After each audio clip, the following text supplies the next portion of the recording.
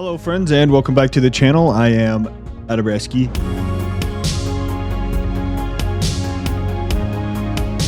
And welcome to the channel's first new video style, content style. I did make a video about why I'm changing it, so if you want to watch that, go watch my last video. What we're going to do today is talk about the Rambo movies. I'm going to rank them. There's 5, so we're going to go 5, 4, 3, 2, 1. And I'm going to rank them in the order in which I enjoyed them the most. Let's go. Let's get into it. Coming in at last, number 5 is Rambo 2008. Before we talk about this, I am going to hit y'all with a little bit of a addabraski lore dump. So for anyone who's been interested in that, congratulations. Here's your first bit. In 2008, I was a fragile little 19-year-old boy about to become a man. And by become a man, I mean I'm becoming a father. My son was about to be born, my first son, long time ago, bro. I'm not gonna lie to y'all. I don't really have anything good to say about Rambo 2008. It is probably, if not, one of the worst movies I've had the displeasure of sitting through. Yeah, I promise you, it's that bad. It was not a good movie. Let's go over some of those reasons. But first, before we do that, Rambo 2008 was actually written by Rambo himself, aka Sylvester Stallone. Mr. Stallone, what were you thinking with this one, bud, huh? Another writer on the project was Art. That is a Italian last name, I think. I don't know. Monterastali. I looked him up on IMDb, and honestly, I haven't heard of a single thing that he's like wrote, shot, whatever.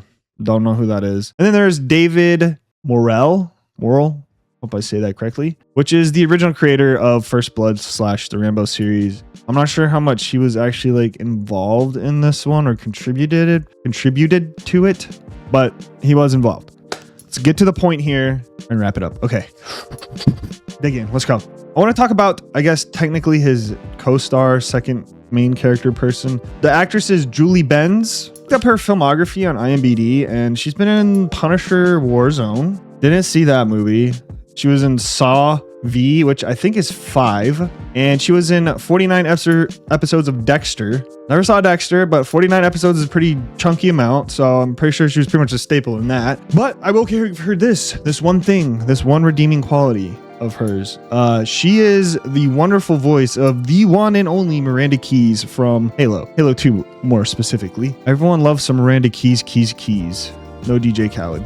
Another one. Other than that, I guess with her acting was kind of cheesy. It wasn't very good, but I don't, to be fair, I'm not going to blame that strictly on her. You can only do so much with what you're given in the script, so I'm going to blame it on the crappy writing. But anyway, wrap this up. The premise of the movie is pretty weak. It's like this church group from Colorado is coming into, I don't remember, it's like Myanmar, whatever, Burma, to deliver aid to villages who are under attack. They know Rambo knows his way in and out, you know, because he has a boat, yada yada yada. He asks them to help them. He says no. Julie comes to him and does her I'm blonde, beautiful, bats my eyes thing, spiel. He commits to taking them. They get captured. He goes back to save them. And I'm not gonna lie, the dumbest part of this movie was the very ending. Like, there's a truck. I'm trying to remember. I'm trying to say this correctly. Correct me if I'm wrong. There's a truck on top of the hill, just perfectly set up for him, right? It just sets it up so perfect. On top of the hill, big machine gun. Bro gets on it, mows everyone down. It's over. Everyone's saved. Some of Julie's homies that came with her died, but the acting chemistry was terrible. The ending was kind of stupid, besides the fact that he goes home to his family's farm in Arizona. Number 4, Rambo 3, which was released in 1988. I wasn't even born yet still. Didn't even exist. From here on out, I just want to make it clear. I don't hate any of the remaining movies. Again, I rank them on purely how much I enjoyed them. Rambo 3 was directed by Peter McDonald. And this movie seemed to be his first big, I guess, break. Story-wise, this takes place after the events of First Blood Part 2. Rambo's been living like peacefully, quietly somewhere in Southeast Asia. I think it's hinting more towards like a Thailand kind of area. Then his buddy / handler / colonel, whatever, his Troutman shows up. And he comes to Rambo asking for help against Soviets in Afghanistan. Rambo says no. Troutman goes anyway, gets captured, tortured. Then eventually Red from that 70s show, shows up, tells Rambo, hey, your bro, you know, the guy that asked you to help him with something, he got captured. Something went wrong. What happened? So what does Rambo do? Well, that was all the motivation Rambo needed. He gears up, ships off to Afghanistan to go save his buddy. I think my biggest gripe with Rambo 3, and it's kind of just like an itsy-bitsy gripe, the movie feels too similar to First Blood Part 2. And honestly, that's not that big of a gripe. And that's kind of what made it not stand out to me as much, as it just kind of feels like the same thing as Rambo Part 2. Still fun movie. Still fun 80s action movie. Don't get me wrong. Things that I did like was the change of scenery from jungles to kind of a desert, even though deserts are fairly boring. I'm just gonna wrap this one up. I think my favorite thing about Rambo 3 was the bad guy Colonel. Bro's got short man syndrome. He literally flies around in a helicopter, tormenting villages in Afghanistan, killing people because he's too much of a coward to hop out the thing and do it himself. So he needs a big scary helicopter to do it, and it's funny. One more thing, and then we'll go to number 3, because I'm trying to make these not too long. But the funniest thing in this movie was the ending, which I think, if I remember correctly, Rambo's in a tank driving full speed ahead, and the Russian dude's in a helicopter, and they're like, charging. That scene was, I don't know why it was hilarious, but it was. Last Blood, 2019. Not gonna lie, don't remember anything about this movie coming out, but it did, and I'm glad I watched it. And I know what you're thinking, this might be kind of a hot take putting it at number 3, but I really liked Last Blood. It was actually pretty fun. It was pretty fun. It was kind of a different take on Rambo, but still Rambo. And I'll get to what I'm saying here in a minute. Let's read some of the stuff I wrote down here. According to Rotten Tomatoes, it got a 26% critic score, which, if I'm being honest, I don't really look at critic scores too much, because they smell their own farts, bro. Like, they think they don't stink. I go for audience usually, and the audience gave it 81%, and I can totally back that. Is it like a masterpiece? No, but it's a good movie. Let's see, even IMDb, it's got it at 6.1 out of 10. So if that tells you anything, it's a slightly above average movie. Low-key underrated, maybe. I think so. Okay, now onto the story. This one might be a little long to y'all. I didn't really understand the character relationship. Maybe I missed something when I was watching it. I didn't understand the relationship between Rambo and basically the two ladies in the show. And the movie takes place years after Rambo 2008. Thank God. Rambo is back in Arizona, living on what seems to be his family's ranch. It's implied, but at the end of Rambo 2008. The older lady that's living with him is Maria Beltran, and she has a granddaughter named Gabriella, who Rambo basically sees as like a niece when he's Uncle Rambo. Gabriella has, let's say, parent issues, it seems. Mom's not around, dad's a POS, but she has a friend who lives in Mexico, which is where her dad is currently at. She wants to go see her dad. Her grandma or auntie or whatever says, no, he's not worth the hassle, the time. He's a bad dude. Uncle John says, don't you dare go to Mexico by yourself. So she says, okay, I won't. She goes anyway. She meets up with her friend. Friend takes her to said father. Father proceeds to show us why he is a piece of shit. And her friend says, yo, hey, forget about that man. Let's go to a club or a bar and have some drinks and forget all about this. So they go to the bar and she gets kidnapped, drugged and kidnapped. Her friend set her up, basically. She sold her into a cartel for like a sex slave, basically. Eventually, Rambo goes down to Mexico because he finds out he's missing, tracks down Gabriella's friend, tells him that the last place he saw her was at the bar. I think her friend even like stole her necklace or bracelet, if I remember correctly. Kind of fucked up. Not a very good friend.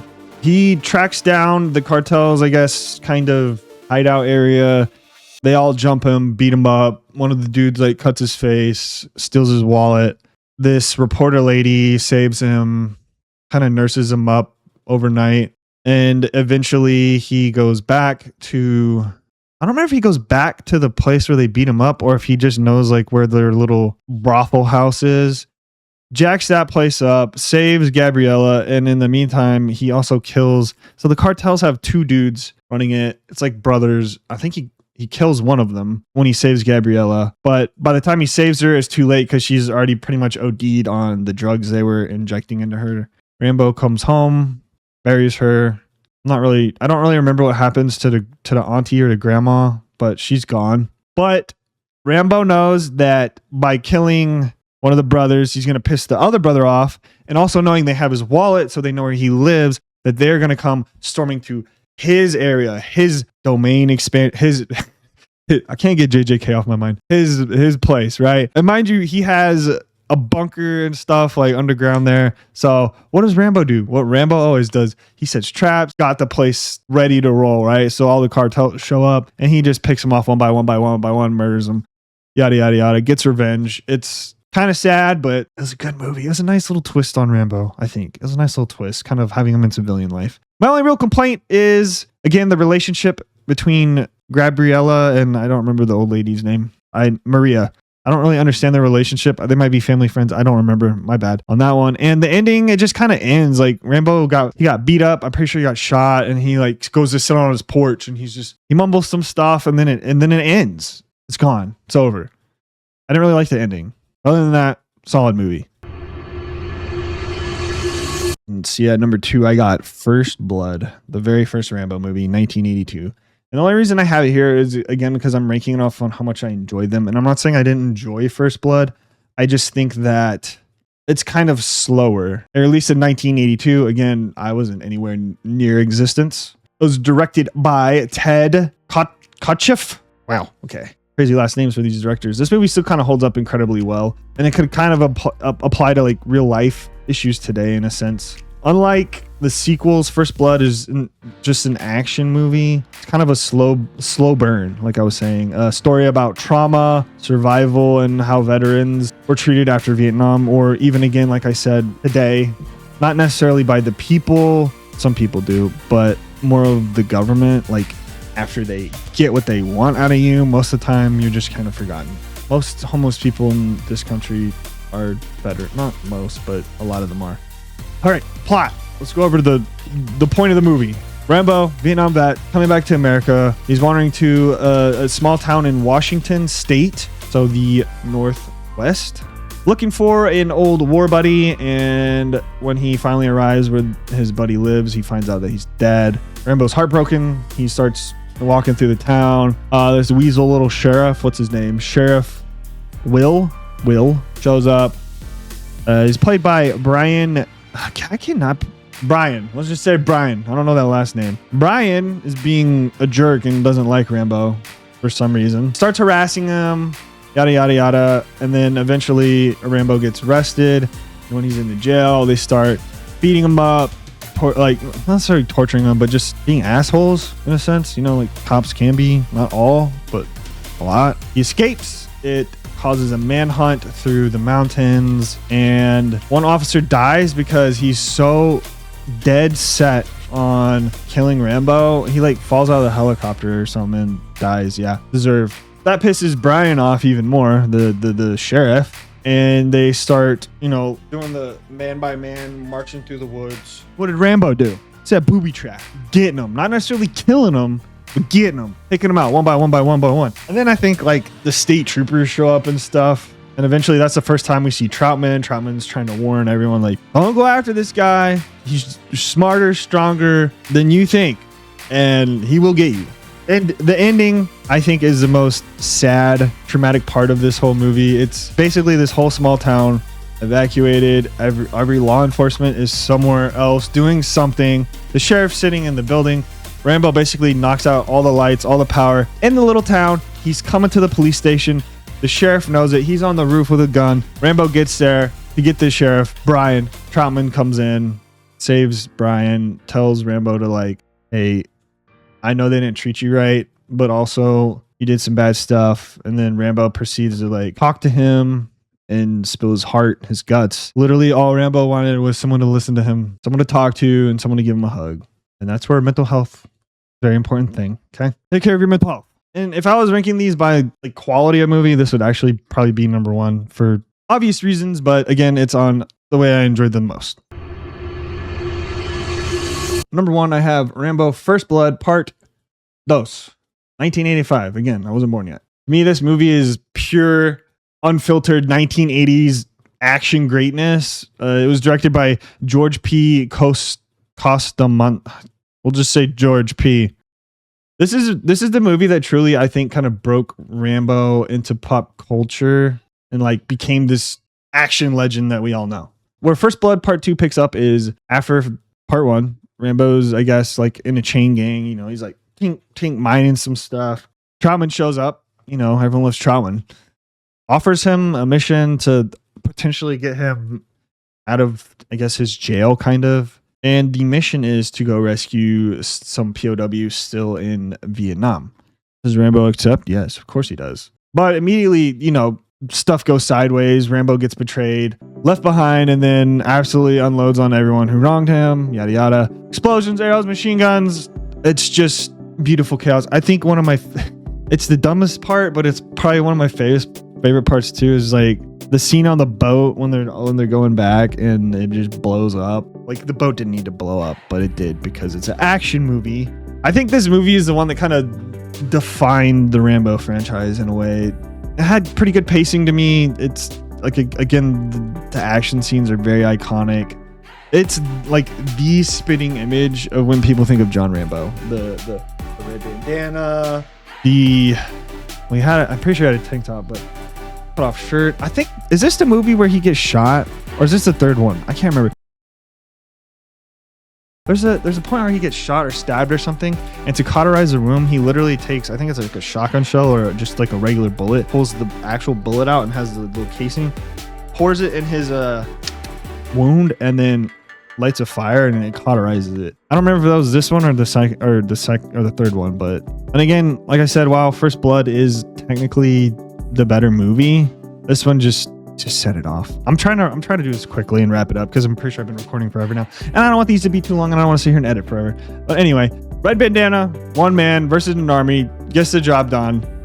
It was amazing. The only thing I think I didn't like about this one was, I guess, kind of his co-star. I don't remember her name. It's supposed to be a Vietnamese lady. She does a terrible, her fake, I don't know, English accent was really bad.